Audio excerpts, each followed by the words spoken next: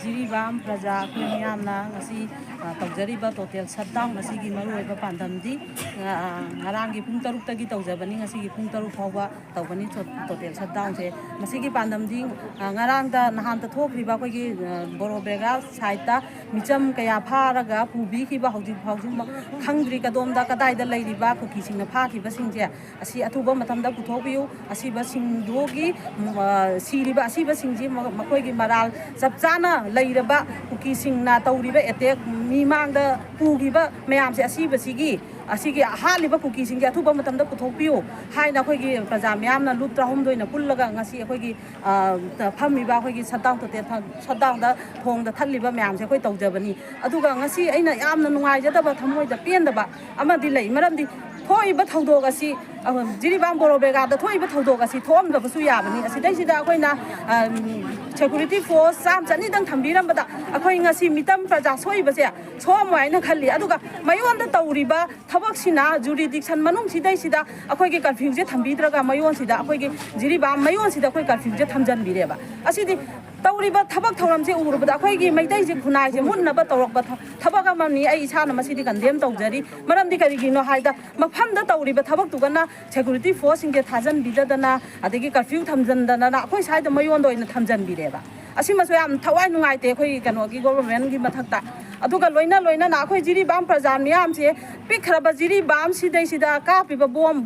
morbung da ka piban nong mada pung mari mangai manung da morbung sida bom humbu tare ka pasibu karamba mafam da ta ki geba sidi khunnama ga state manung da tawba land da tawroi da ba thabak se loi tawsalle ba sidai sida india saga gi khut yawe ha ba se hainingai masida yamna haiman ba thok loi na igi wakhanda yam lei huji asigi huji matung ta ba khoina total shutdown tawri ba se matung ta ba da asi bagi mi singje puthok birau hingna puthok birau aduga mi singje puthok pa ngamoi haiba taraga di government na khoi gi praja bukan ba ngamoi haiba taraga di akhoi micham praja na khoi ngakjarage akhoi iramdam de ngakjarage akhoi da khulai sinabiro simadi pamjare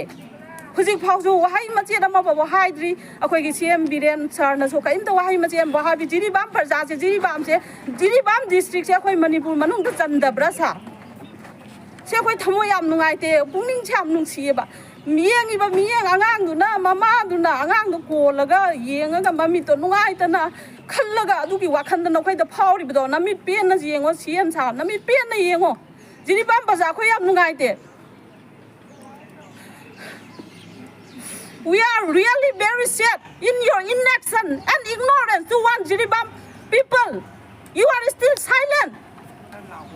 You are still silent without a single word. Akhoi gi mapi mapani haibda wahai amata so haibiro ngasi phawda jiri da tawriba thoiba myam morbung da thoiba si na ba thoiba mayam thoiba myam je wahai amatang haibiro sa ngasi akhoi na Jiribam mu inthoga thambai mong da akhoi ju pungning se am nung sire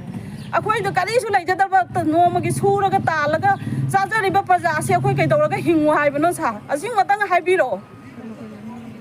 local MLA da su akhoi gi Jiribam gi local MLA ama oina su lai biri se akhoi gi Jiribam gi damakta songthok biyo